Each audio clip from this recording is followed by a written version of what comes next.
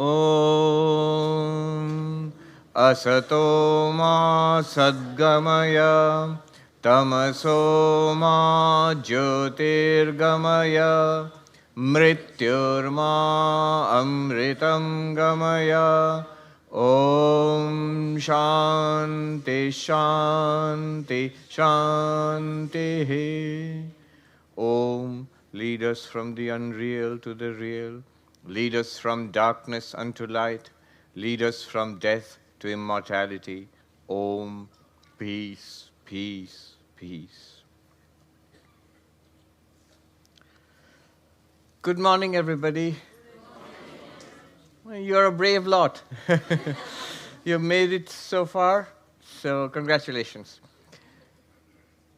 Yesterday, all of yesterday and day before, all that we have done is exactly one thing, but the most important thing.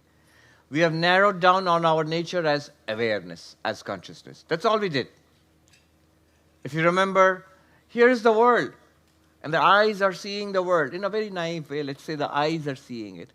And that which sees is distinct from that which is seen. So the world is seen, the eyes are distinct from it, separate from it, let's say. We're moving in a very naive way.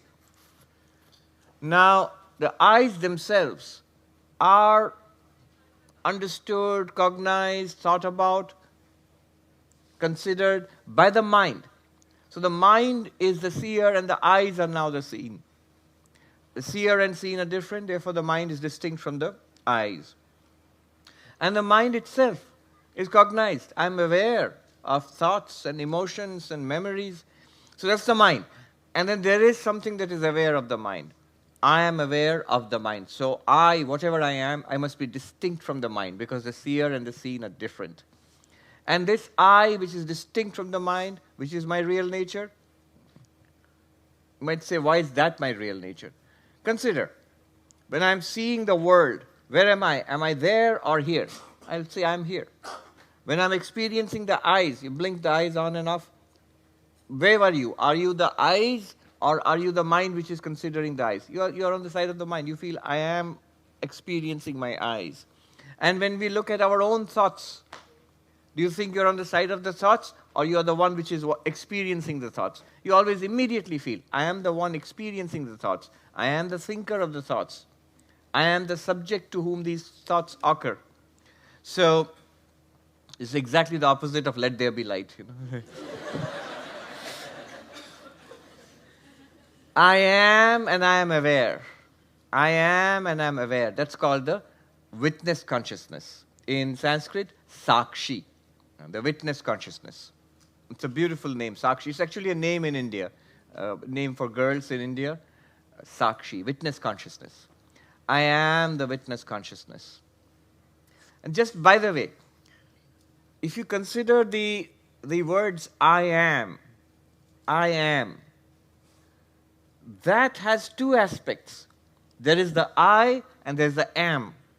The am, if you want to be a little finicky about it, the am is the existence part of it. I am. Am means exists. I exist. So am is the existence part of it. And the I, you'll notice, it's always the consciousness part of it. So my essential nature is this amness awareness, existence awareness. This is the witness consciousness. This is what we have reached so far, and we considered also how the non-problematic nature of that witness consciousness. As far as awareness is concerned, it's free of all troubles. Troubles are at the physical level, at the mental level, emotional level, and so on. All right. That's all we have accomplished till yesterday. Now a lot remains. Questions like, okay, I am aware, I am the seer, I am consciousness, I am. But what's all this? What's all this? This world, this body, this mind. What is all this? And what's its relationship to me? So that's the next question. A couple of times the questions arose yesterday and day before yesterday. This is fine, I am the Atman, I am consciousness. But how does the Atman, how is it Brahman? How is it one with everything? Because what we have done so far is actually increase the separation. I am aware and I am distinct from all that I am aware of. Now, we merge. We do the opposite. We merge the universe back into consciousness. See, earlier, before we do Vedanta, before we do any of this, what's our normal default state? Our default state is, I am this one. This body and the mind and this person. I am this person. And everything else is everything else. It's separate from me. It's another. It's different from me. You're all different from me. And this stage is different from me. Everything is separate. And I exist in this body-mind. That's our default state. Now, when we did Vedantic analysis yesterday and day before yesterday, what did we get? We got that I am not even this body. I am the experiencer of this body. The body is there, but I am the experiencer of the body. I'm not even the mind. That's stunning, actually. If there's anything that we identify with, it's our minds, our personalities, our memories, our personal story. But I'm not even that. Why? Because it's the seen. I am the seer. Now we have reached there. Now we have made a very sharp distinction. I, the witness consciousness, am separate from everything else. Now, how are we going to reverse this situation? Because this is not non-duality. This is straightforward duality, a sharp distinction. This is, as psychologists would say, this is alienation at its worst. You have separated yourself from everything in the universe. Now, what we'll do is, one monk put it best, succinctly, in one sentence, beautifully. I'll tell you in Hindi and then I'll translate. He said, Mahatma ji, oh monk, ye to theek hai ki drashta dෘश्य se alag hai. This is correct, what you have said, that the witness consciousness, the seer, is different from the seen. That's correct. However, there's something you may have missed. आपने कभी सोचा है, have you ever thought about this? दृश्य क्या दृष्टा से अलग है? Is the seen separate from the seer? You might say, wait, what? The seer is separate from the seen. That's all we did yesterday and day for yesterday. I, the witness consciousness, am distinct from everything that I experience. But have you ever considered what we experience, what we see, is that distinct from you? The seer is different from the seen, but is the seen different from the seer? You might say, what kind of question is that? Let me illustrate the difference. So, the book is different from the still water. The book is different from the still water. And obviously the still water is different from the book. That's correct. But if I say, the paper is different from the book, the paper in this book is different from the book, in the sense it was paper before it was printed. Before it became a book, it was paper. So the paper is different from the book. If it's one day recycled or torn, it'll still be paper. It won't be a book anymore. So the paper exists without book. It need not be a book. It can just be paper. But can the book exist without the paper? Can this book be separated from the paper constituting it? It cannot be. So there's difference between the seer and the seen. Is it like book and still water? Or is it like book and paper? And the claim is, it's like the book and the paper. It's like the wave and the water. It's like the clay pot and clay. It's like the gold and the golden ornament. Are you seeing the difference between two kinds of difference? Two entirely different entities. And one entity which has certain aspects which can be separated from its nature. That means the seer is different from the seen, but the seen is not different from the seer. A good example would be our dreams. In our dreams, we see people, we see places, and things happen. And you, the dreamer, you are different from your dream, in the sense that you exist before the dream, you exist during the dream, and you continue to exist after waking up, after the dreams are done. But can the dream be separated from you, the dreamer? It cannot be. The dream doesn't exist without you. The people in the dream, the places in the dream, what happened in the dream, they have no existence apart from the dreaming mind, you, the dreamer. So the dreamer is separate from the dream, but the dream is not separate from the dreamer. Are we getting this? It's fairly simple, actually, but it's a very interesting point. And now we're going to keep that in mind as we go into this now. What are we going to answer? How is Atman Brahman? What does it mean? How is consciousness non-dual? How am I one with everything? You just separated me from everything. Now you're going to say I'm one with everything. How? How? And the answer is, it is true that what all we did up till yesterday is true. You are separate from everything, but everything is not separate from you. You are distinct and different from everything in the universe, but nothing in the universe is distinct and different from you. Like the dream and the dreamer.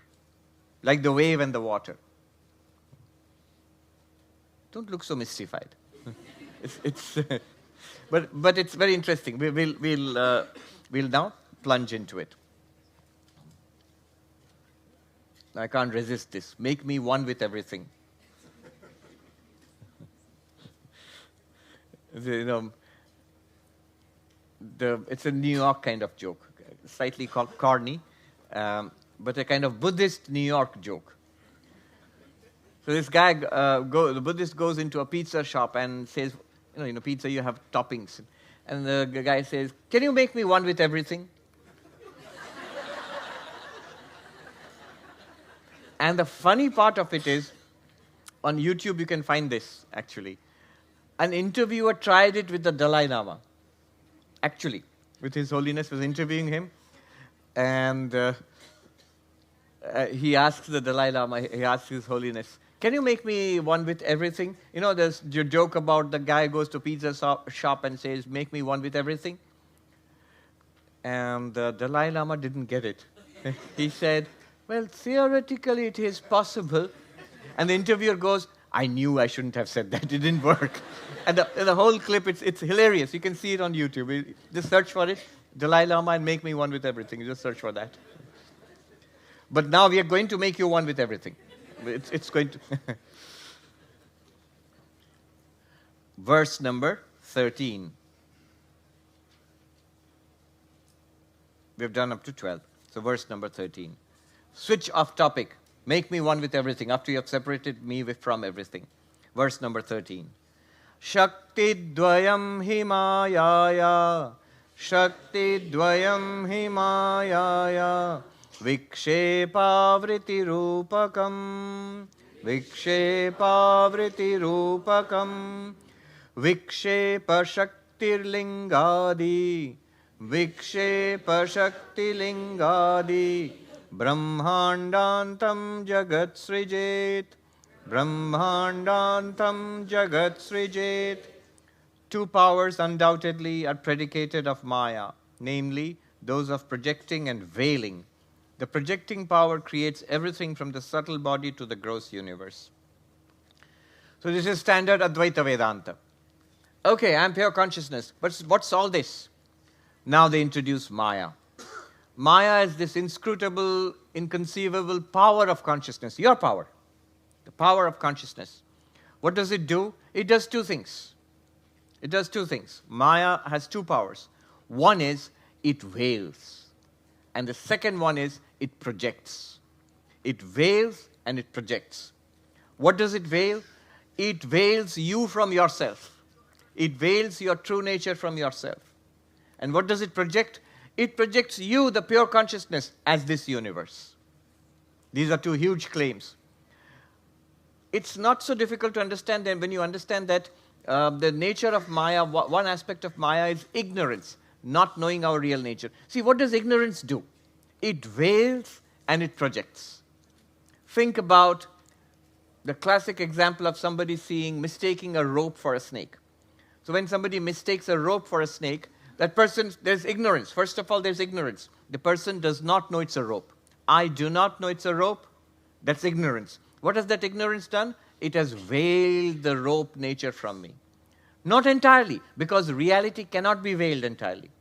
So you feel there's something there, but I don't know what it is. That I don't know what it is the veiling power of ignorance. Now what does that ignorance do? Having veiled the rope as a rope, though you feel there is something there, now it projects the rope as a snake. As if. Doesn't really become a snake. It looks like a snake. You mistake it for a snake. So the projection as a snake is the second power of ignorance. You say, oh, it's a snake. First of all, it's dark. There's something there. That something there is right. It's real. There is really something there. But the nature of that something is not known. The nature of the something is not known because of the veiling power of ignorance. And because of the projecting power of ignorance, it is mistaken for a snake. It's mistaken for a snake. Could be anything. It doesn't have to be a snake and a rope. That's just a classic example which Vedantins keep using ad nauseum, There is this old Indian story of, it happens all the time, a young man who ran off to become a monk. I did that too. So in the village, they were all worried about him until somebody set out in search of the boy to reassure his parents who were worried about the boy. And then he goes and comes back, and he comes back with news of that boy, runaway boy, and says to the parents, oh, I found him. Oh, did you? Where is he? Is he all right? What is he doing? And he's in an ashram, and he's all right. He's studying to be a monk. He's training to be a monk. Oh, I see. And what's it like? It's very nice. Only they have a problem with snakes. Every day in the morning, they sit down for class, and the teacher and the students, they worry about snakes. Apparently, the snake is quite the pest. There's a rope, and the snake comes and sits on top of the rope.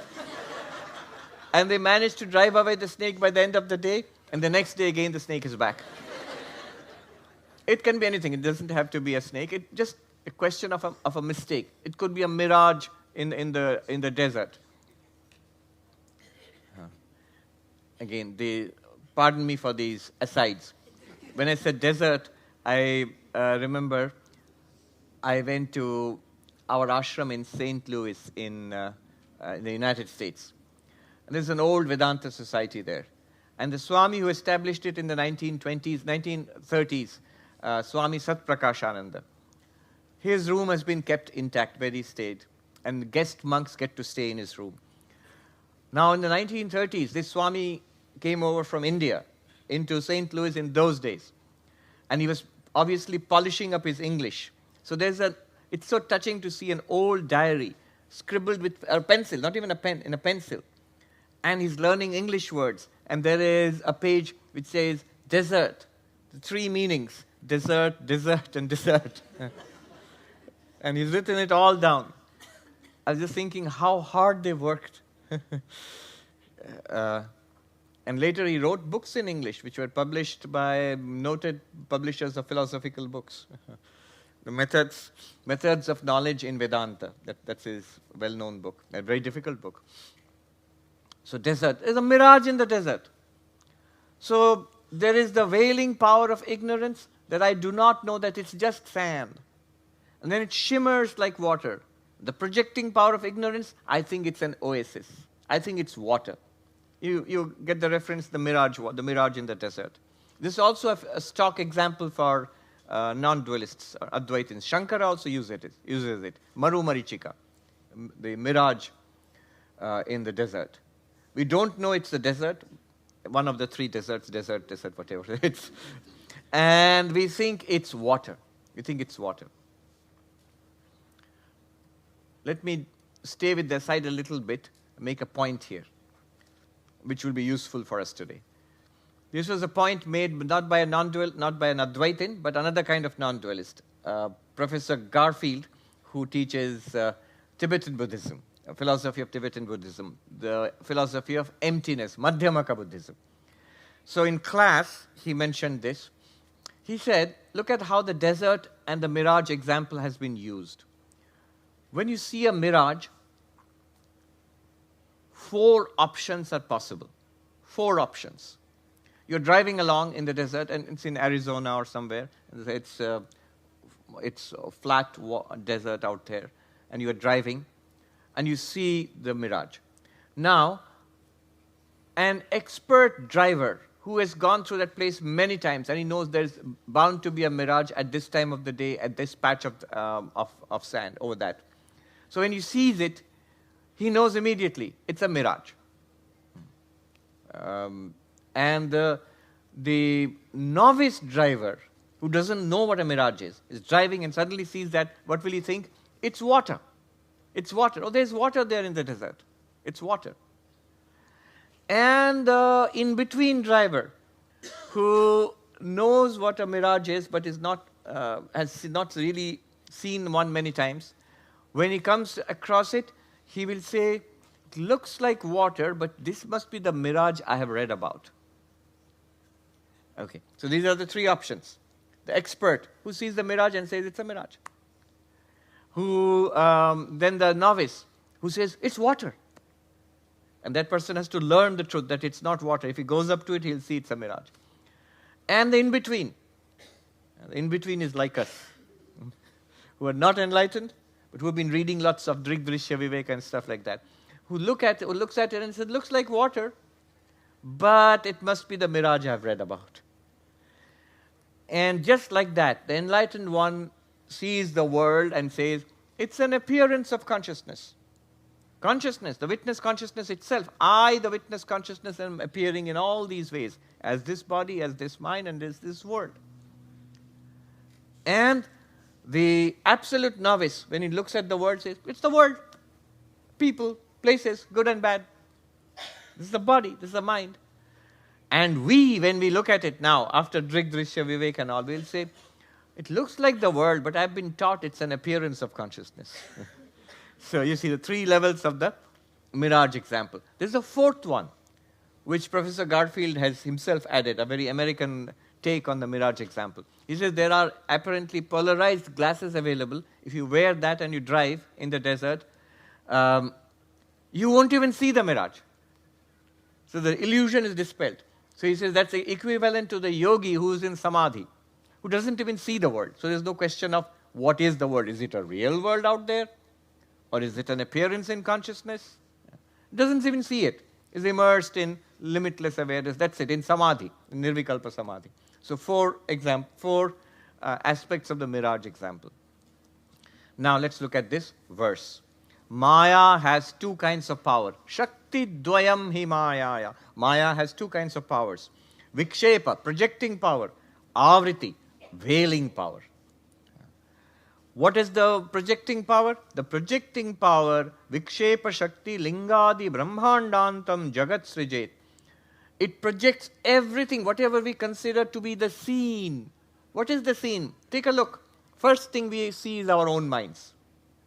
Thoughts, feelings, emotions, memories. So that's being projected by Maya. And then we experience the body and the senses. And through the mind, body and senses, we experience the world. All of this is the projection of Maya. What do you mean projection of Maya?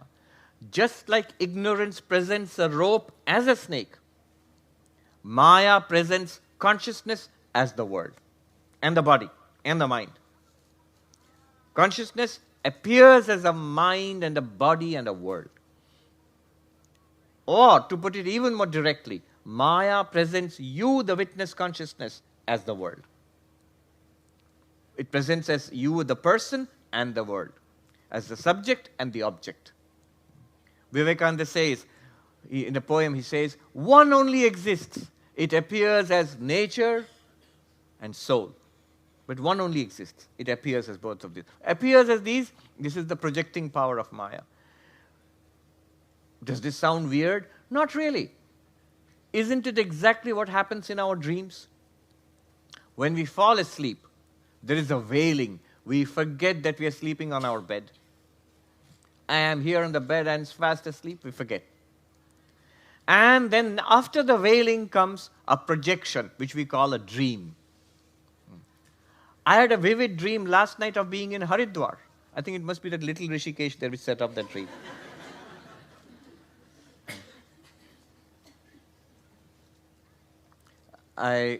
Even Rishikesh is catching up to the modern world. I was in the Rishikesh, Himalayas and Rishikesh and Haridwar just a few months ago, and I remember driving through the narrow lanes there to a particular ashram, and now there are internet cafes there, and the name of the cafe is I remember very wittily named, Chatsang, like satsang, Chatsang. So I had a vivid dream of being in Haridwar. Even now I can recall the Swamis I met and what I was talking to them, and it was very very intense and very nice and very enjoyable. But when I woke up, I realized I'm in Henley. I'm in my bed. Now the bed, the person in the bed was all veiled by what? By sleep. And then the veiled person itself was projected as a dream world, a place, Rishikesh, a time, some other time. And I was there in my own dream. And other people were there in my own dream. What were those other people? What was I in my dream? What was Rishikesh? All of it was nothing but me, the dreamer. Isn't it true? And that is what is being said here. You, not this person, but you as pure awareness, you are projecting yourself as the dream of this world. This world, other people, your body, even your mind, even your personality, they're all part of the dream. It's not, don't make this mistake that I am here and I am projecting this world. No, no, no. This is very much part of the dream. This body and this mind. But, so I am a dream? No, you are not a dream. You are the dreamer. You are the reality.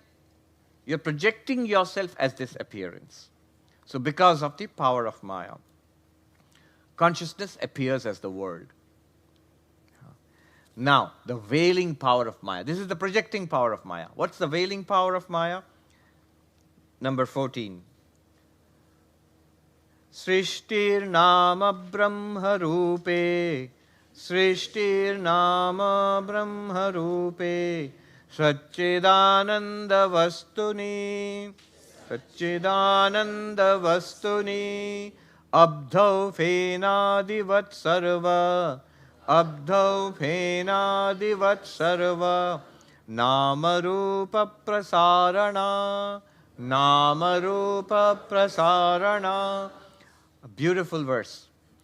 The manifesting of all names and forms is in the entity which is existence, consciousness, bliss, and which is the same as Brahman, like the foam, etc. in the ocean, is known as creation. So what is this universe? It says it is nothing more than foam on the surface of the ocean. This universe is like foam on the surface of the ocean. What is the ocean? It's you. You, the limitless consciousness. And this entire universe, including that body and that particular mind and all bodies and minds, all of it, physical universe, physical body, and the subtle universe of mind, all of it is like foam on the surface of an ocean, which you are. And this foam on the surface of an ocean, I was so struck to see exactly the same language is being used by cutting-edge physicists today. One physicist described the universe as per the latest theories in understanding of cosmology as quantum foam. There's an ocean of reality which is dark, which we don't know, and the known universe is like foam on the surface of that ocean. Almost exactly the same language. So these people, did they know quantum mechanics? Did they know modern cosmology and physics? No, I don't think so. I won't make such silly claims. They didn't. But from their perspective, they seem to have arrived at the same truth. I asked a cosmologist, two cosmology stories here. I asked a cosmologist, very well-known, Brian Greene. He's in Columbia, New York. So at one of his book talks, I said, what about these theories which you find, ancient cosmological theories you find in the Vedas? How do they tally with what you are doing? I mean, the latest cutting-edge work. And his answer was very perceptive. Remember, he is not a Vedantin, he is not a spiritualist or whatever. He's a hardcore physicist and a cosmologist. So he said, this is not science. However, this is like a poetical rendition of what we are doing today in science. It's like what we are trying to understand in science today that's being put into poetry thousands of years ago. Good enough. Fair enough. And that's beautiful. So that's one. That's Brian Greene. The other side of it was another such example I'll give. I was reading this book called Helgoland, and it's by an Italian physicist, Carlo Rovelli. I strongly recommend his books. They are very accessible. They have been translated from Italian into English, and he writes about physics, but in the most, it's like literature. It's so approachable, so lucid, and so well written. You enjoy it.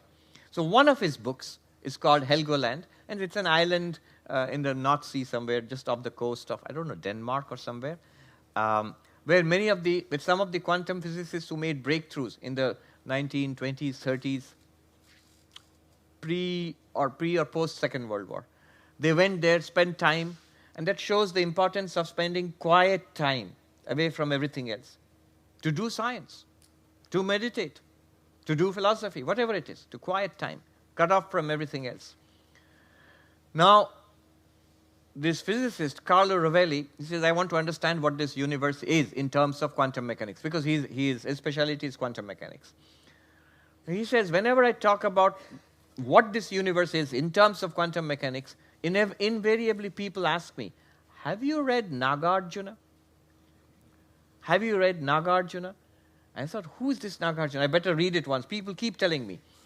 And then he read Nagarjuna. Nagarjuna is one of the greatest philosophers of ancient India. He is, the Rinpoche who is here, who's here in fact right now. So it's their philosophy, the Madhyamaka Buddhism, the emptiness people. So the Buddhism, the Madhyamaka Buddhism, Nagarjuna wrote this book, Moola Madhyamaka Karika, the verses on the root verses on the middle way. And Carlo Rovelli says, when I read this translation of Madhyamaka Karika, and he read it in a translation made by J. Garfield, it's a small word, so same professor. He said, I was stunned. Here is this ancient Indian philosopher, 2,000 years ago, nearly 2,000 years ago, who has a worldview, his understanding of the world, of this universe, is exactly the same thing as some quantum physicists today are talking about. Not that he's talking about quantum physics. No. He comes at it from a Buddhist philosophy perspective. But his understanding of what the world is essentially, or non-essentially, if you see Madhyamaka Karika, is the same as what we are beginning to grasp at. It's stunning. He comes at it from ancient Indian philosophy, Buddhist philosophy. I'm coming at it through quantum mechanics. But we are coming to the same point, the same interpretation of reality. So anyway, back to quantum form. I actually wrote to Professor J. Garfield after that. He said, do you know you are in this book? Carlo Rovelli has mentioned you in this, your translation of the book. And he wrote back immediately saying, yes, I'm having a panel discussion with him in a few days. It's very interesting. Somebody studying ancient Buddhist philosophy, the philosophy which was discussed in Nalanda University. If you have heard about Nalanda University, it was one of the oldest universities in the world, and huge, 10,000 students in those days, about 1,500 years ago. And I was on a tour of Oxford a few years ago, just walking through, and somebody pointed out this is the oldest college in Oxford, Balliol College, 800 years back. That's around the time Nalanda University was being destroyed by invaders in India. So I thought the monks there, who were all murdered, they must have been reborn here to carry on with their researches. Because they initially, for centuries, they were all monks here in Oxford. All right. So he says, Srishti Nama Brahma Rupe Satchidananda Vastuni. In the ocean called Brahman, what is it? It's existence, it's awareness, it's bliss. In that, this world is a network of names and forms, like foam on the surface of that ocean. The substance, the reality of that ocean is water, and foam is just name and form of water on the surface. Similarly, the reality of this universe is being itself, is consciousness itself, is that same witness consciousness which you are. And on your surface, this surface is just a way of speaking. You appear as this network of names and forms. That's what it said, what's said here.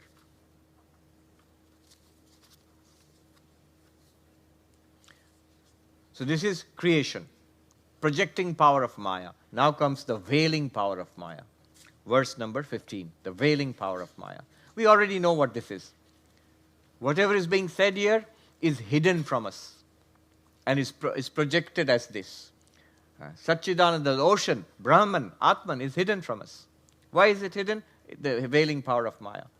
But don't think of it as a veil which has to be cut or pulled aside like a curtain. No, it's just ignorance. It has to be replaced. It has to be removed by knowledge. That's all. We don't know it. We don't realize it. We have to know it. We have to realize it. That's all. Number 15. Antardrigdrishyayor bhedam. Antardrigdrishyayor bhedam. Bahishcha brahma sargayoh. Bahishcha brahma sargayoh. Avrinotya parashakti. Avrinotya parashakti. Sa samsarasya karanam. Sa samsarasya karanam.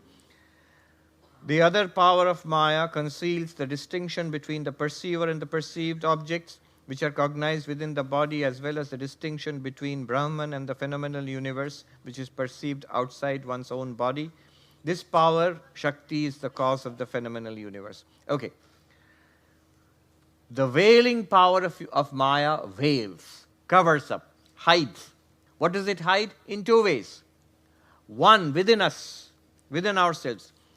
It hides our nature as pure consciousness and presents us as body-mind. That's why we think we are body-mind. We are this person. That we are this witness consciousness is hidden by ignorance until you come to dředśya vivēka class. But it's hidden. And outside in this world, that this is Brahman, this is existence, consciousness, bliss, this is hidden. The Brahma nature of everything is hidden by the veiling power of Maya. Our nature as Atman, as Brahman, is hidden by the veiling power of Maya. So the veiling power of Maya operates at these two levels. In you, the subject, it hides your real nature as pure consciousness. And in the objective universe, it hides the real nature of this objective universe as Brahman.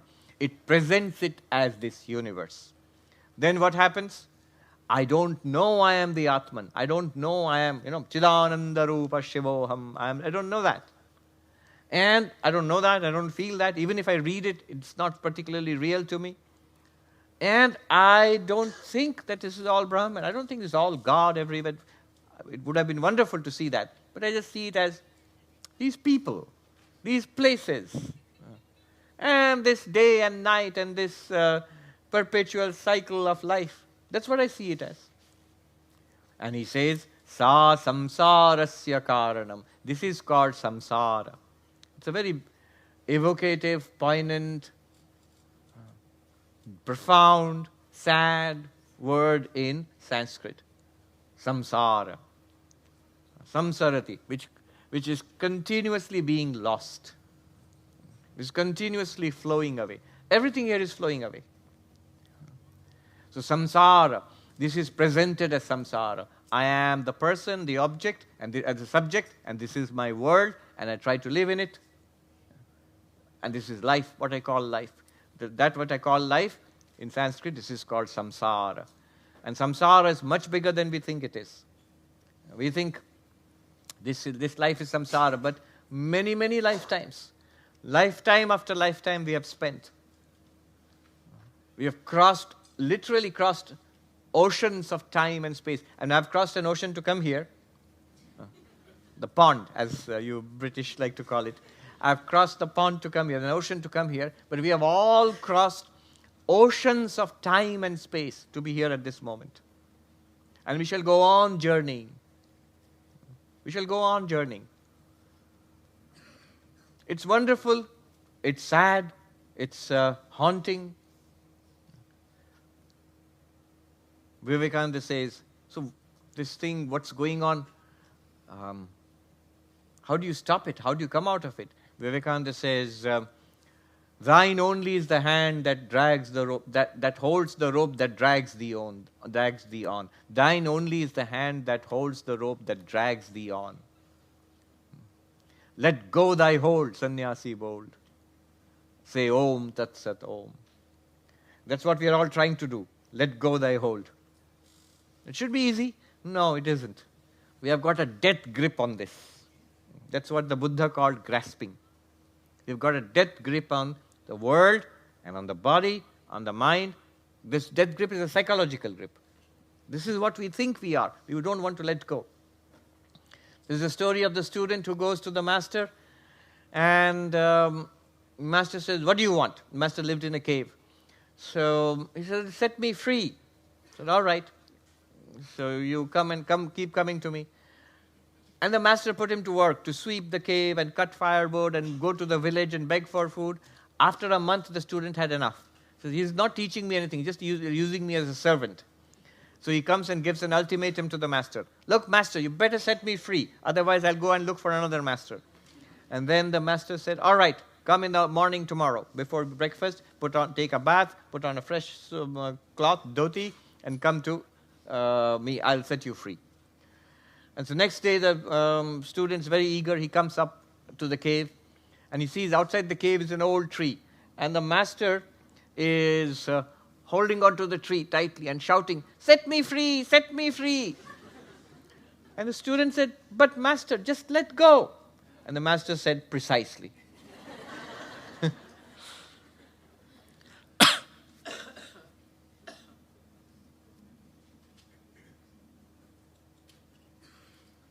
One monk, and this is a true story, he was a very well-known monk in India about a few decades ago. I never saw him, I just heard the story, word of mouth.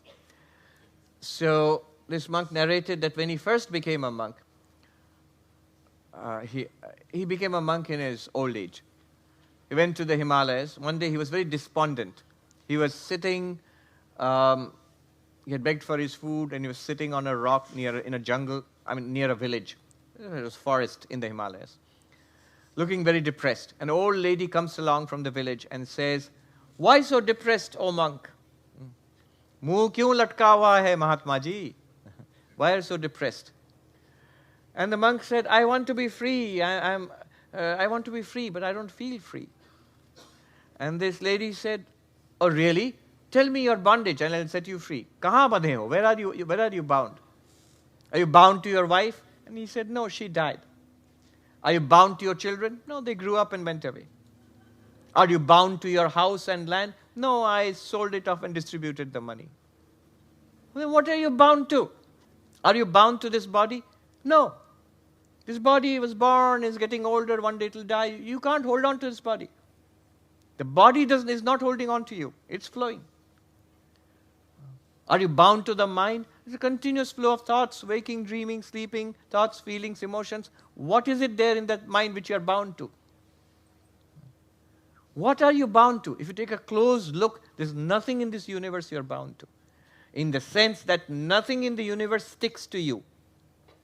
We tend to grasp. Things we like, we tend to grasp, hold on to it. Things we do not like, we tend to run away from it. And that constitutes samsara. So,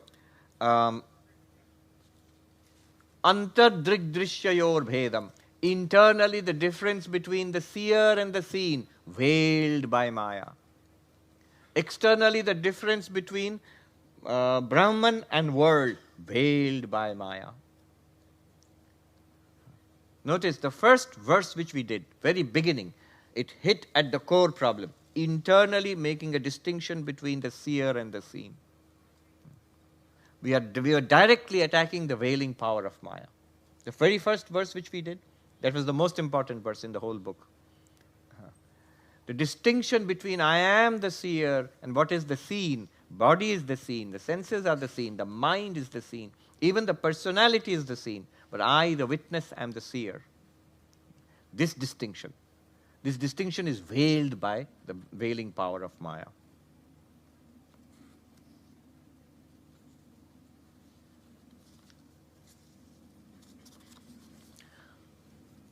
A short discourse on Indian metaphysics.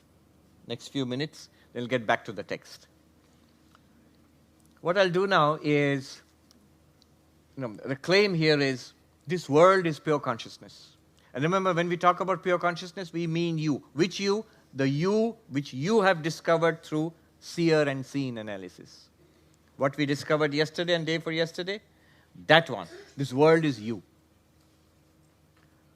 The world is presented to you the consciousness. That's right now. The world is being presented to you. Are we following this language? When I say world is being presented to you, I mean nothing more than very commonplace stuff. All it means is I see and I hear and I smell and I taste and I touch. That's how the world is being presented to me. So the world is being presented to you, stage 1. The world is in you, stage 2. Has to be understood. And 3, the world is nothing but you. So world is being presented to you, fair enough. Everybody will say, okay, I get it. But the second one is big. World is in you. No, it doesn't feel like that. It feels that the world is outside me. But the world is outside me only in terms of the body. It's outside the body. There's something inside the skin, something outside the skin. True. But in awareness, is anything outside awareness? Instead of thinking of yourself as a body, think of yourself as awareness. Is there anything outside awareness? Think of yourself in the dream as the dreamer. As the person in the dream, you can claim something is inside me and something is outside me. But as the dreamer who is dreaming the whole thing, there's nothing outside. In the dream, nothing in the dream is outside the dreamer. The whole thing is in the mind of the dreamer. What seems to be inside and outside are both in the mind of the dreamer. Similarly, here, in consciousness, think of yourself, think of your body as not a body, but you think of this consciousness as your body. Now tell me, what's outside you? One might say, as one monk said, this kind of discussion was going on, you are all pervading consciousness. And somebody from the back of the hall said, wait a minute, I am here and you are there, Swami. I am not even there. You are not here and I am not there. How can I be everywhere? I'm just here. How can I be everywhere? And the answer from this Vedanta teacher was remarkable. I still remember. So direct and pointed. I am just here. How can I be everywhere? I'm not even there. And the answer was, here and there, are they not both in you? What it means is, suppose we are dreaming. Suppose this was a dream.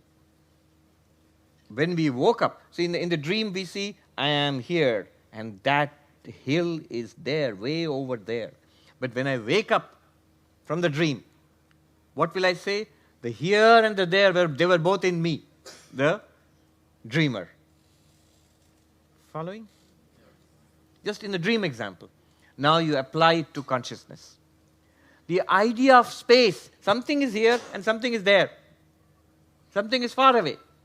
All of that is space, in space. But the idea of space itself appears in consciousness. Another more subtle and powerful objection would be this. Look, it's not all in consciousness. There are many, many things outside consciousness. We are aware of this much. But what's beyond that hill, we are not aware of it. What's across the oceans, we are not aware except in general terms about it. And there might be a planet far, far away in some unknown solar system. What's happening on the one side of that planet? Nobody knows. It's outside consciousness. How can you say it's all in consciousness? Do you see the question? Now, here's a crucial distinction. These are all heavyweight stuff. Vedantic epistemology. Make this distinction. There's a distinction between knowledge and consciousness. Something can be within consciousness as known and as unknown. Something can be in your knowledge and something can be beyond your knowledge. Something can be outside our knowledge. That which is known is within our knowledge. That which is unknown, the vast unknown, is outside our knowledge. And that which is the vast unknown, a part of that one day may become known. Some of that may be unknowable also. So there are things in science and mathematics which are demonstrably, provably unknowable. So something can be unknowable also. So things can be in knowledge, can be outside knowledge. But the known and the unknown, both are in consciousness. I mean, where else? Suppose you say, there's so much that I don't know. What's happening on a far star? What's happening right here at the subatomic level? It's unknown to me right now. What's happening in my body, inside my body, is unknown to me right now. So these are all unknown. But where are the unknown? Unknown to me, the consciousness. So the universe appears as the known and the unknown, but in consciousness. I've told this story so many times, but it's worth repeating. The oldest member of our Vedanta society is Bill Conrad. He's 100 years old last month. 100 years old. He said, no, Swami, the universe is not in your consciousness. The universe exists by itself. And then you come as conscious being, we all come in as conscious beings and experience the universe. But it's not in our consciousness. So for example, he said, this room we are sitting in, this room is existing by itself. We come in as conscious beings and experience the room. And I will prove it to you, Swami. We'll put a camera here. We'll put a camera here. And then we will leave the room, you and I. There will be no conscious being in the room. And then we'll come back. And I will show you the picture of the empty room in the camera, which existed without you or I, without our consciousness. And I said to him, Bill, in your consciousness you proposed this experiment. In your consciousness you set up the camera. In your consciousness we both of us left the room. In your consciousness we came back into the room. In your consciousness we saw pictures of an empty room. Where did you leave your consciousness? Where did you step outside your consciousness? Can we actually step outside our... This is a simple point, but actually a little difficult to grasp because of its utter simplicity. We cannot jump out of consciousness. That's quite different from anesthesia making your mind... See, the fact that I was conscious and I was put under anesthesia and I came back into consciousness, all that is also within consciousness. All right. So, now... what I'm going to do now is start with the world, this world as we know it, this solid real world as we know it, and then reduce it to pure consciousness. Magic trick, huh? In 7 steps. In 7 steps. And these 7 steps is like a tour of Indian philosophy, like 3,000 or 4,000 years of Indian philosophy, but 7 steps, sweeping tour of Indian philosophy. Starting with the world as it is, and then ending up with pure consciousness. Which pure consciousness? Which you discovered yesterday and day before yesterday. The seer of everything. And for this, of course, I take no credit. I don't take credit for almost anything that I say, except the jokes and the some of those jokes at least. This, what I'm going to say now, the 7-step thing, it was, I heard it from the present Shankaracharya of Puri, His Holiness Nishchalananda Saraswati. He just mentioned it casually in a speech in 1 sentence. So I'm expanding on that 1 sentence. To really expand on that 1 sentence would be a full course on Indian philosophy. All right, so 7 stages. Start here, end up with pure consciousness. I'll give the Sanskrit words he used and then translate and explain. He says, first, step 1, Jagat. Jagat means world. This world. I and this world. Step 1. Step 2, this Jagat, this world, is nothing but Pancha Bhuta Vilasa, the play of 5 elements. You know, the old cosmology of space and air and fire and water and earth. It's something, it's not just Vedanta. I think most ancient civilizations shared it. So 5 elements. This is this universe which we are experiencing, and this body, they are all, and the mind also in Sankhyan cosmology, is made of 5 elements. In modern terms, this universe is something that no physicist would object to. What he is saying is this universe is a play of matter and energy. A play of matter and energy, a play of 5 elements. Pancha Bhuta Vilasa, play of 5 elements, an expansion of 5 elements. In fact, the name for the world, the name for the universe in Sanskrit and in many Indian languages is prapancha, is prapancha. Prapancha means, pancha means 5. Prapancha means the 5 in detail, the 5 in expansion. The universe is an expansion of the 5 elements. Prapancha. In Hindi and most Indian languages, we have the word prapanch. It often means the world, it often means life, it often means samsara, it means It also means all the problems of samsara, problems of life. Funny story. In the Himalayas, there are places which are so cold that except a few monks, nobody stays there in winter. Remember, there's no heating there. So in those places, when it comes time to shut down everything, the temples and the monasteries, the few hermits who will stay back in winter, they are given provisions, something that will see them through winter. Basic stuff, rice and dal, and nowadays they give kerosene and a stove. Earlier they used to give some amount of oil and firewood and stuff like that. So this monk these monks were given a brick of jaggery. Good, is that the correct word? Jaggery? A brick of jaggery to last them for 6 months. Each one got a brick of jaggery with other things. And so happily they came back to their cots and their cottages to prepare for winter. And this monk comes back with his stuff, and including the brick of jaggery. And he thinks, this is nice. Let me, in Hindi and English, it's Hindi and Sanskrit, Hindi actually, not Sanskrit. It's called good. Good.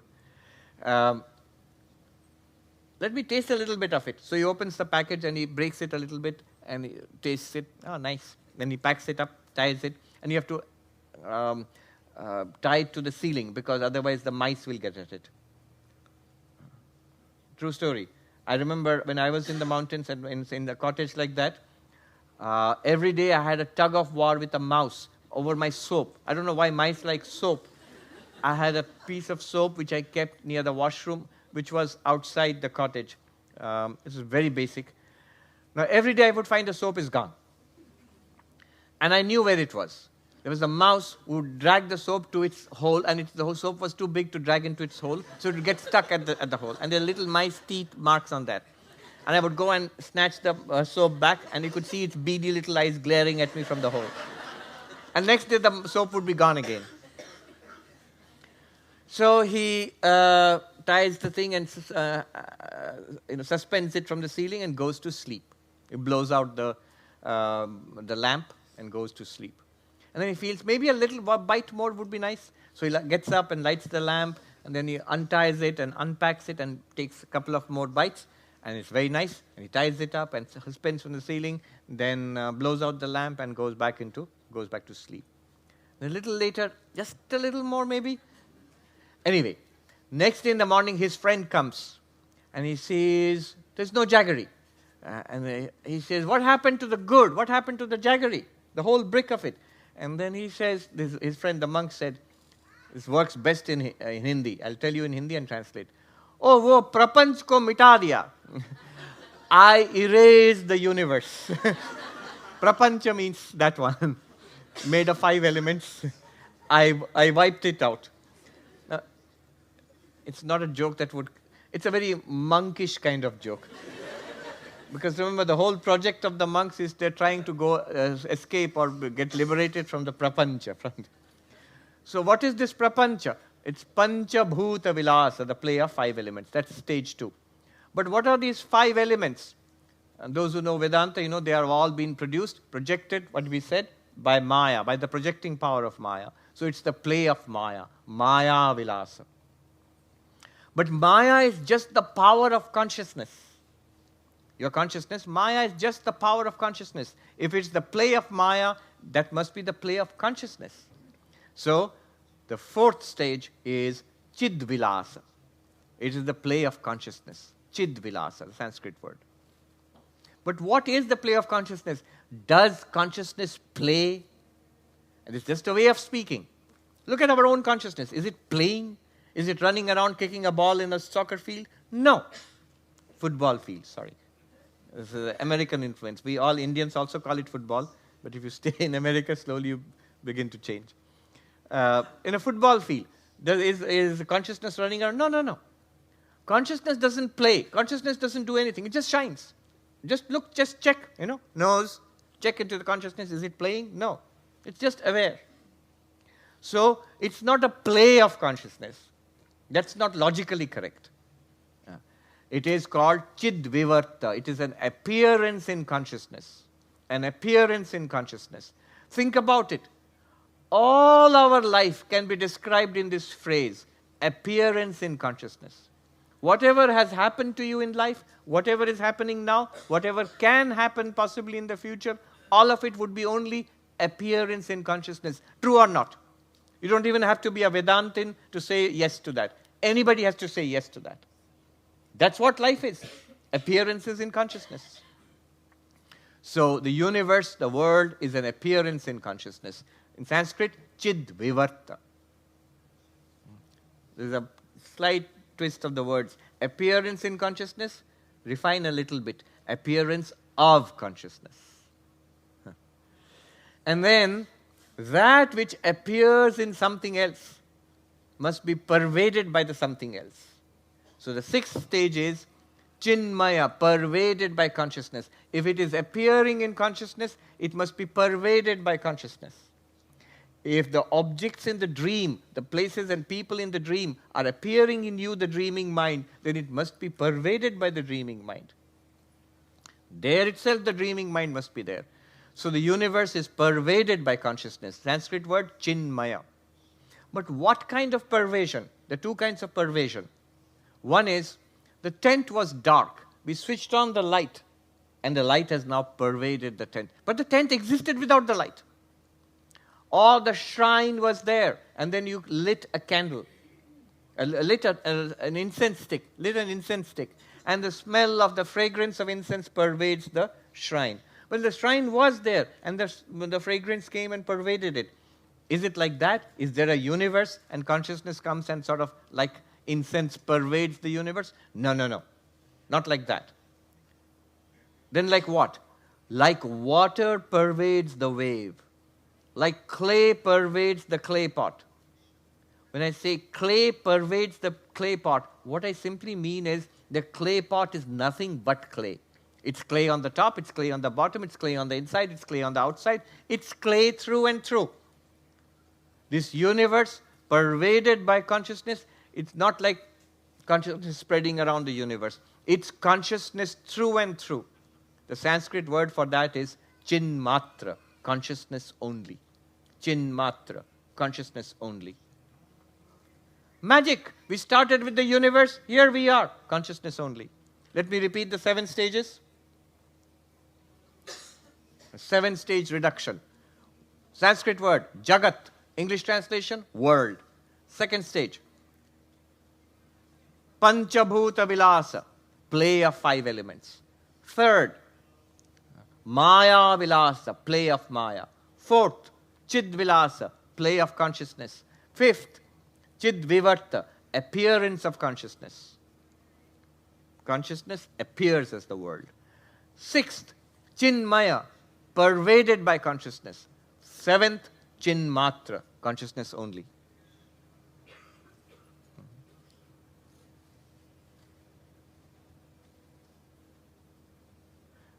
Use the dream example to understand the 7-stage reduction. So in the dream, we will think that we don't know we are dreaming. And we think it's a real world. There are real people, and there's a real carpet, and there are real trees and sky and earth out there. So somebody comes and teaches us dream Vedanta in the dream. A master comes and teaches us and says, in 7 stages, I'm going to show you everything here is nothing but you. How? Well, let's start. Here is the world, Jagat. But what world? Dream world. Second, this dream world is made of 5 elements. Okay? Third, but these 5 elements are the part of the projection of the dreaming mind. But the projecting power of the dreaming mind is not separate from the dreamer. 4th stage, play of the dreamer. Play of the dreaming mind, play of the dreamer. But the dreamer doesn't play. The dreamer just dreams. Dreamer just, chidvivarta. The dream appears in the dreamer. 6th stage, whatever is dreamt is pervaded by you, the dreamer. You're there everywhere in this. Seventh stage. It's not that there is a dream world and then you go around the world and pervade, be sticky in that world. No, it is just you, the dreamer, while still dreaming. So that's what this thing is, that you, the witness consciousness, you are the world you experience, thanks to the projecting power of Maya. We don't know it, thanks to, or no thanks, to the veiling power of Maya. This is Atman is Brahman.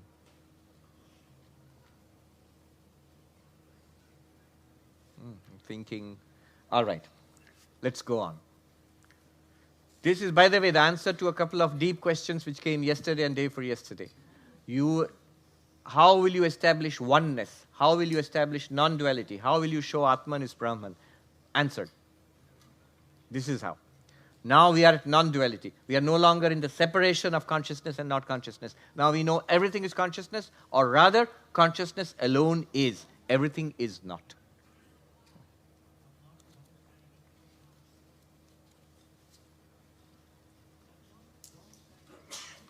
Then, number 16. Now I'm going to go on cruise mode. If there's something you find difficult, you can ask me later.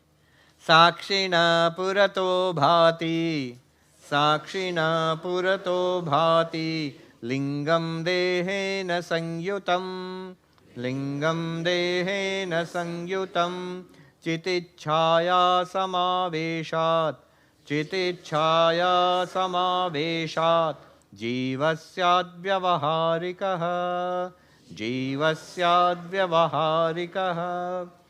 The subtle body or lingam which exists in close proximity to the witness sakshin, identifying itself with the gross body, becomes the embodied empirical self on account of its being affected by the reflection of consciousness. It makes you want to shut the book and run away. But it's very simple, really. All it is saying is,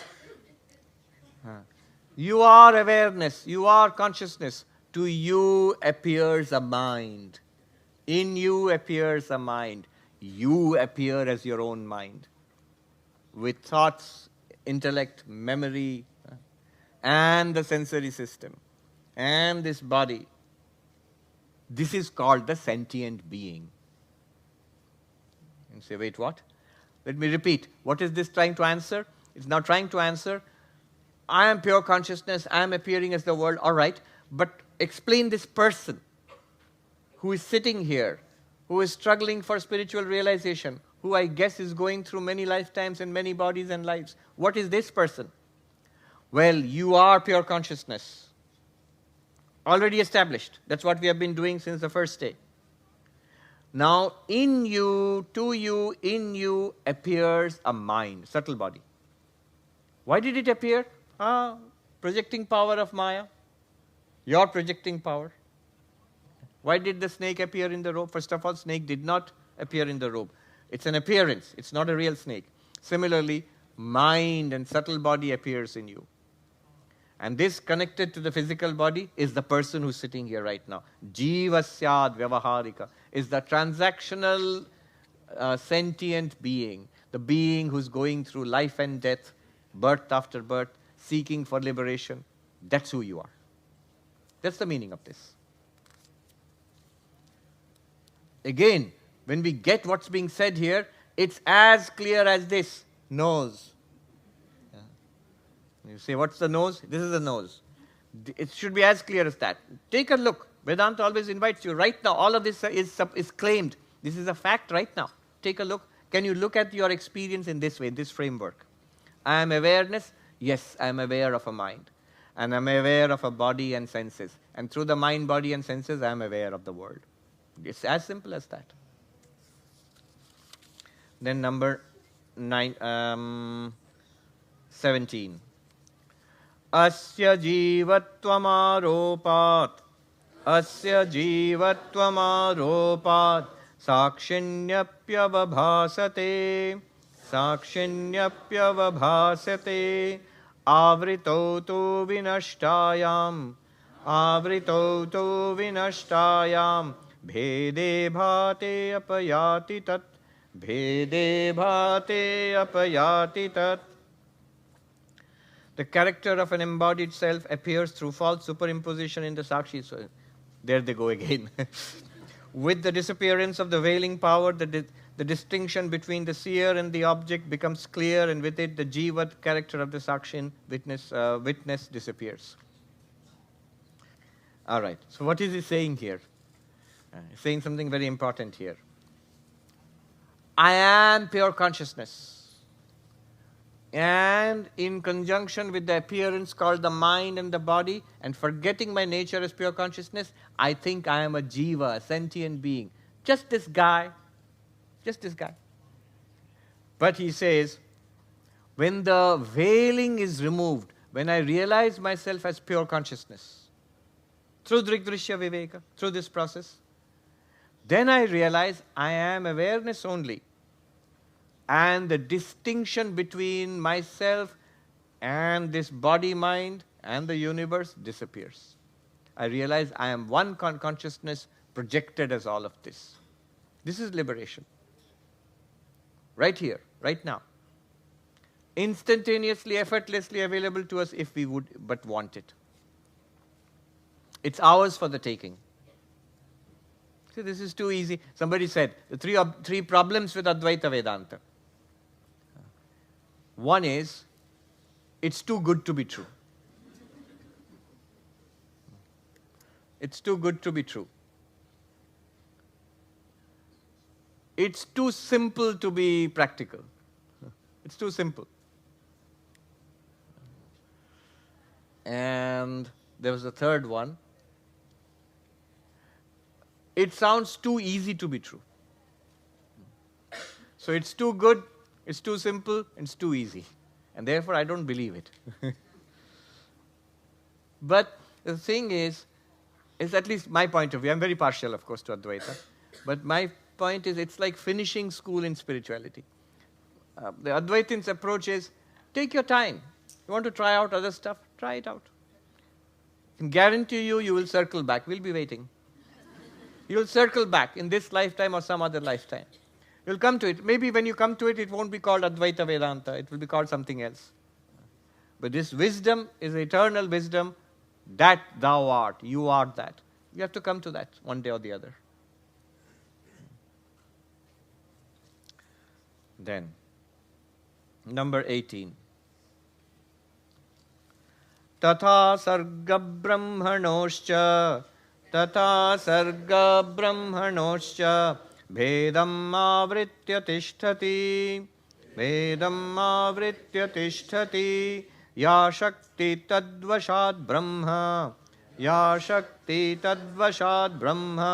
vikritattvena bhasate. Similarly, Brahman, through the influence of the power that conceals the distinction between it and the phenomenal universe, appears as endowed with the attributes of change. Outside, it is all Brahman. But because of the veiling power of Maya, it seems to be a changing world, a universe. Number 19. Atrapyavriti nashena vibhati brahma sargayoho bhedastayo vikarasyat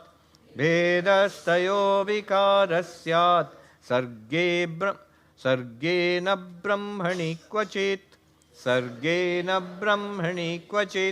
In this case also, the distinction between Brahman and the phenomenal universe becomes clear with the disappearance of the veiling power.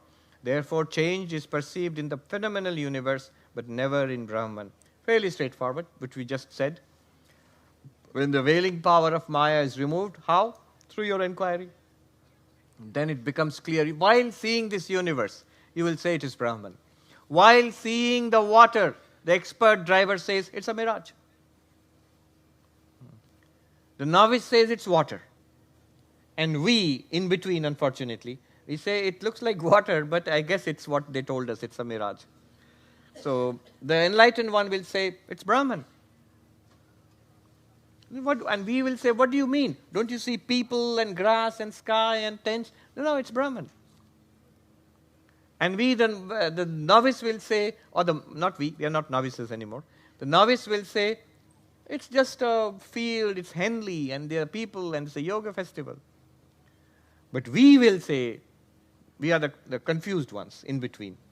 We will say, well, it looks like Henley, but I guess it's Brahman. It looks like the yoga festival, but I guess it's pure consciousness. Because we are in between, we are confused. We see one thing, we are quite sure it is that, but then we are also not very sure because we have been told that it's something else. We have studied that it's something else. Now, verse number 20. We'll do this and stop. I was racing to get to this one. There are two important verses in the entire book. The first one is the first verse, one which we did at the very beginning. And the other one is the 20th verse. This is arguably the most well-known verse of this book. It's often quoted in Vedanta. A beautiful, poetic, profound verse, and very practical also, which gives you, the door out of the matrix at any moment you want it. That's a reference to the Matrix movie, the cinema. Listen to this. Asti bhati priyam rupam, asti bhati priyam rupam, namam chetyangsha panchakam, namam chetyangsha panchakam, adyatrayam brahma rupam, adyatrayam brahma rupam, jagadrupam tatodvayam, jagadrupam tatodvayam. Every entity has 5 characteristics, namely existence, cognizability, attractiveness, form, and name. Of these, the first 3 belong to Brahman and the next 2 to the world. All right, very beautiful, powerful, profound, worth remembering. What it says is, I will show you Brahman in every experience of your life. Kena Upanishad, one of the Upanishads, Pratibodha viditam matam amritatvam hi vindate. When one realizes, one sees Brahman, experiences Brahman, in every experience, one attains to immortality. Or rather, more precisely, one discovers the immortality which always was there. That means you don't have to wait for once in a possible lifetime, one extraordinary experience which will set you free. It is available to us every moment in every experience. What experience do I mean? Just now, you're sitting there. You can experience Brahman all the time. You're seeing, you're hearing. You can experience Brahman in seeing and hearing. You're eating, you're working, you're talking. You can experience the divinity. You can experience God in every movement. Swami Vivekananda said, my mission in life can be put in a few words. It is to teach unto humanity their inner divinity and how to manifest it in every movement of life. He says it's available in every moment of life, in every movement of life, in every experience of life. And I'll show you how. Now, every experience we have has 5 components. This is a famous analysis. Has 5 components. One is isness, existence. Everything that you experience, there will be existence there. Another is awareness or consciousness. The third one is bliss, fulfillment, happiness, or joy. I'll explain. And the fourth one is a form. And the fifth one is a name. So all experiences have 5 components. Asti, existence. Bhati, it appears, it shines. Priyam, it is beloved, it is dear, it is lovable, it is joy, it is bliss. Rupa, it's a form. Nama, it's a name, a label. And then it goes on to say, the first 3 are Brahman. Focus there. The other 2, Asti, Bhati, Priyam is Brahman. And the other 2, name and form, are the world, Jagat. Adyatrayam Brahma Rupam. The first 3 are Brahman. Brahman is Satchidananda, existence, consciousness, bliss. From the existence comes this Asti, isness of everything. From the consciousness, Chit, comes the experienceability of everything, the shiningness of everything. And the ananda, from the ananda comes the priya, the dearness or the lovability or the joyfulness. And I explain that. You will say that that's not true. Lots of things here are not joyful. But I'll tell you, they are actually. We'll see. And the rest of it is name and form. Form means what you see, what you hear, what you smell, what you taste, what you touch. Those are the forms. Colors and shapes and sounds. Now, very careful here. When I say what you see there is a form, no. What you see there is 5 things. Asti, bhati, priyam, nama, rupa. Only part of it is the form. But also Brahman is right there. You are experiencing Brahman. One master corrected me once in the Himalayas. Haridwar, sort of Himalayas. He said, Swami, be careful when you say that the world is false, when you're experiencing the world, what you're experiencing is like a dream, it's false, it's name and form. Because what you are experiencing is Brahman plus name and form. What you are experiencing is not false. Only part of it is an appearance. And when we take the appearance as the whole, that's false. When we are experiencing a clay pot, you're not just experiencing the pot, name and form. You're also experiencing the clay. In fact, the only thing that you're experiencing is the clay, but we don't recognize it. Our attention is on the pot, name and form. It's a pot. This thing is this shape, and it's called a pot. That's what we are thinking. But the clay is the substance which makes it up. Similarly, like the clay, the substance which makes up all experiences of our life is asti, bhati, priyam. Isness, awareness, dearness, or lovableness, or joyfulness. That's the core. And on that there is a continuous movie of names and forms playing. So the forms are whatever we experience. See, this is the danger. When I say whatever we experience, we are experiencing Brahman plus the forms. So the forms themselves, colors, shapes, sounds, things like that. And names. Name means not only the name which we apply to it, the label, but the concept which we have about it. The thought patterns which we apply to our experiences. Those keep changing. Those are the world. That is samsara. But the underlying clay of samsara, the underlying isness, awareness, dearness, that is Brahman, Satchidananda. Now we begin to get it. Take a look around you. Existence is there. The person next to you exists. The shirt you are wearing exists. The chair you are sitting on exists. Otherwise, you would be sitting on the carpet very soon. The carpet you are sitting on exists. Grass out there exists. In the air between us exists, luckily. Space exists. The blue sky up there exists in some form. There is existence everywhere. The thing is, what we do is like this. We say that the carpet exists, the man exists, the woman exists, the grass exists. Vedanta wants us to say existence carpets, existence mans and womans, existence grasses. I'm murdering the language now. It's like water in the ocean. When you see thousands of waves there, would you say it is more accurate? What is the accurate way of saying it? Is it accurate to say there are waves which are full of water? Or is there water which comes up as waves? It's water which comes up as waves. It's not that there is a wave and it's been pumped with water.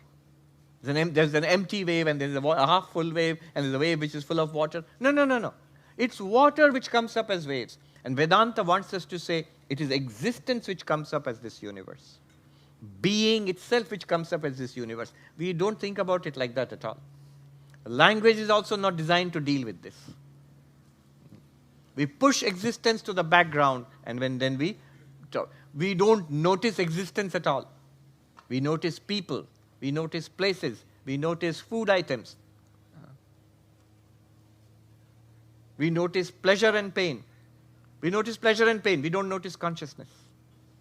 We notice things which exist. We don't notice existence. Why? Very naturally, because we are immersed in existence all the time. It escapes our notice. It has escaped our notice for years, for lifetimes. You remember yesterday's story? It's the cash hidden under the pillow of the thief. It's the donkey being smuggled in before our very eyes. It's existence itself. All the time present. Somebody put it very nicely. Never not here. Never not here. It's always here. It's existence itself.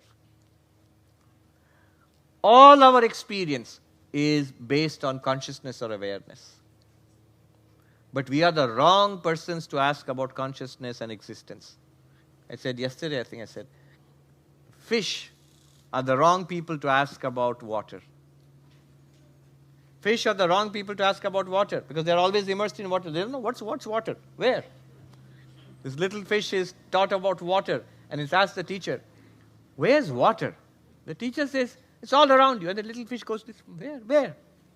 It's outside you, it's inside you. This is ridiculous, some mystical woo-woo. There's nothing like water. It's mystical woo-woo, there's nothing like water. It's all around us. And like that fish, we are also the wrong persons to ask about existence awareness. All right. But it's right here. And the way to discover it is dÄśya vivēka, the first verse. Go back there. You see more and more how the first verse is the linchpin which holds the whole thing together.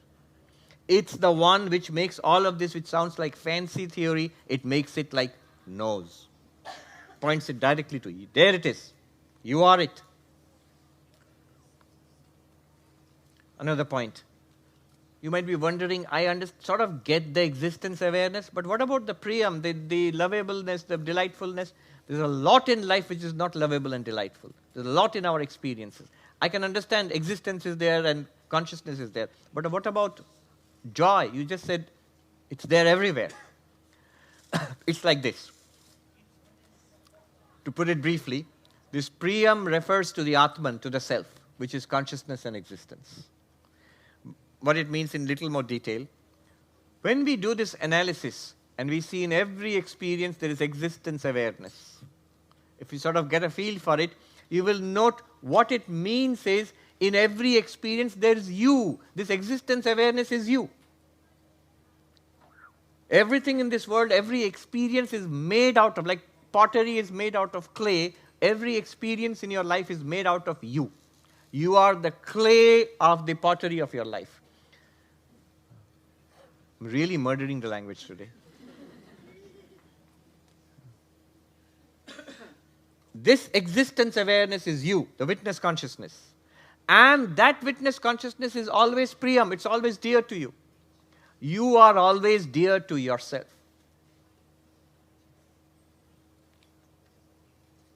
This is a segue into the logic of the dearness of the self to itself.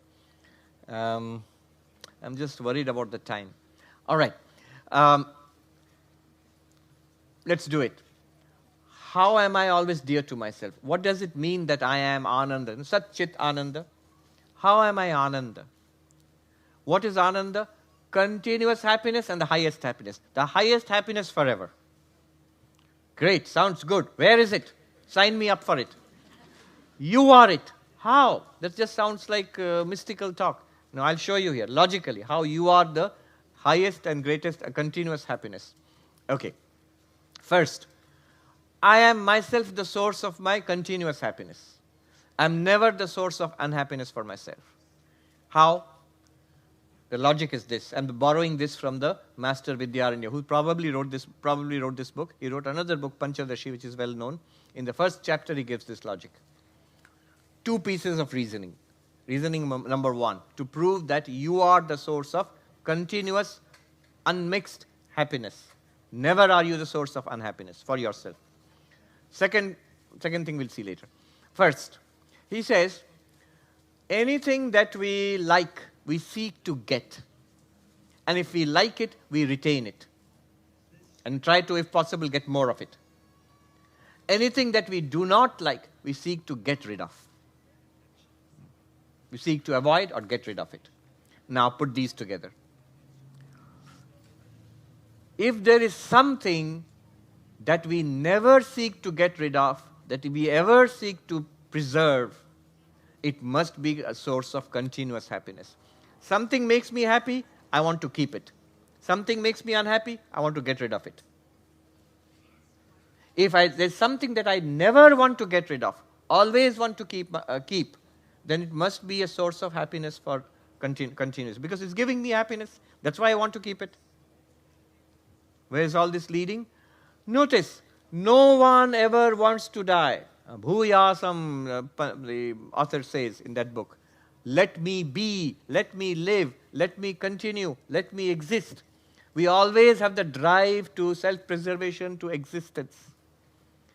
And therefore, what he takes away from it is strange. He says, if I always want to keep myself, I want to be there, I want to exist, then I must be a source of happiness to myself. And you're looking, what a weird way of thinking. But it's true. And I know the other question in your mind. Sometimes people do kill themselves. Sometimes people, they want to not exist. True. But when they want to not exist, the source of their problem, why they do not want to exist, they want to get rid of their own existence because it has become a source of trouble for them. The existence, the source of trouble is always exterior to your own existence. I have enormous loans, I can't pay it off, I'm going to kill myself. And then President Biden comes in and pardons all your loans, the student loans, a big issue in the United States. All right, great. You wanted to kill yourself? No, it's okay. I don't want to kill myself anymore. I'm going to have a party. So, in that case, my own existence was not the source of sorrow. It was the loan which was the source of sorrow.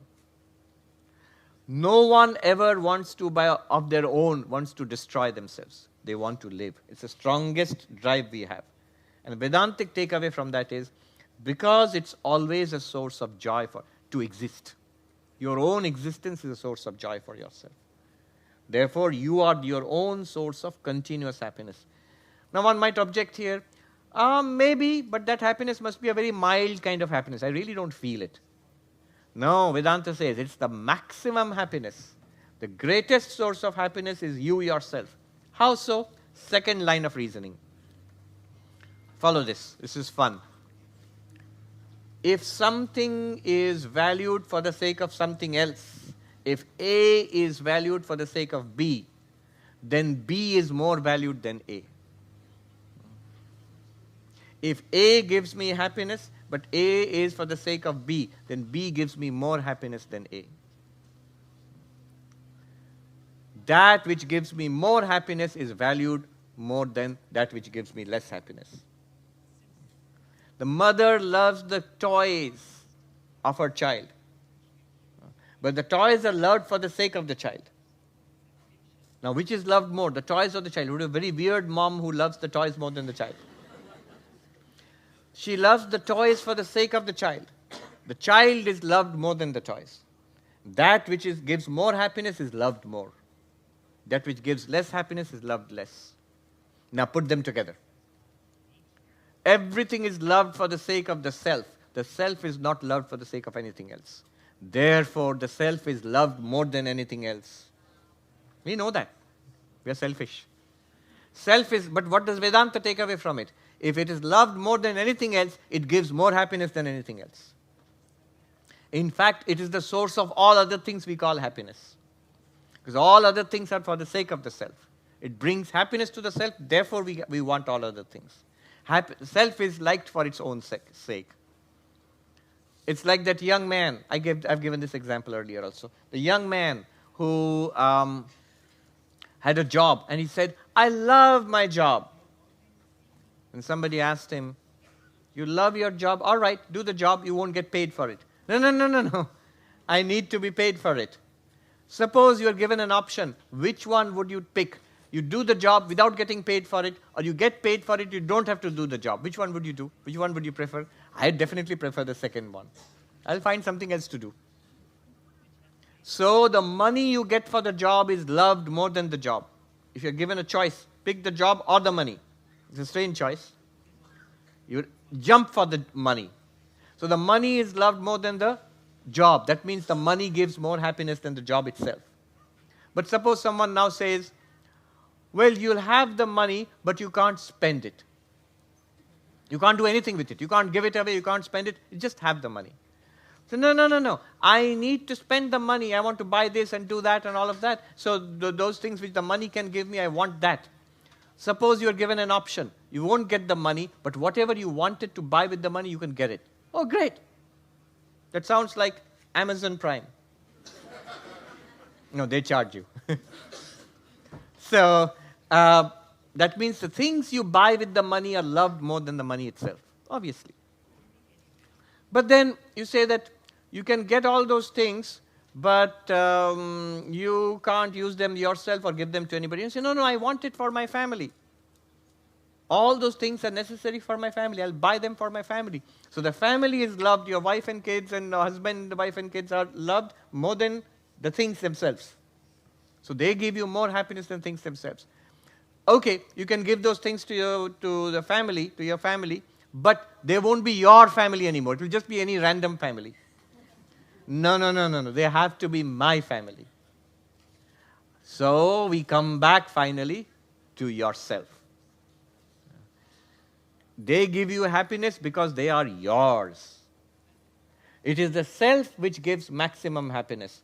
The job is loved for the sake of the money is loved for the sake of the things it can buy. The things it can buy are loved for the sake of the family for whom they are bought. The family is loved because they are your family. Ultimately, it is the self which is the source of, which is the object of greatest love. But the object of greatest love must be the source of greatest happiness. So the self is the source of greatest happiness. All of this goes to show self is the source of greatest happiness and constant happiness. Hence, Priyam. In everything you'll recognize isness awareness. And that isness awareness is your real nature. That is Priyam. That is love. It sounds awfully abstract. But if you try to get a feel for it, it will seem absolutely evident. Absolutely evident. It's just the greatest fact of life. I'm aware, and I am the source of joy or happiness. All right. Names and forms are like a river which continuously flow. Our problem is we ignore the existence consciousness bliss and we grasp at the names and forms. We want names and forms to continue to exist. They won't. We want our awareness of the names and forms to continue. It won't. We want happiness from the names and forms. It won't come. Or it will come in a sort of illusory, temporary way. All the source of isness, all the source of awareness, all the source of happiness is within. It's you. This is the meaning of the 20th verse. What remains now is meditation. Two things, meditation and the result of this. In Sanskrit, phalashruti, the result of all of this. What will we get? That's what we will do in the afternoon session. Non-dual meditation on whatever we have learned. 6 techniques of non-dual meditation and the result of all of this study. Result of Vedanta. Om Shanti Shanti Shanti Harihi Om Tat Sat Shri Ramakrishna Arpanamastu. I'll postpone the meditation and the questions to the next session, which is in a short while. We had a long session of lots and lots of study. So let's digest it.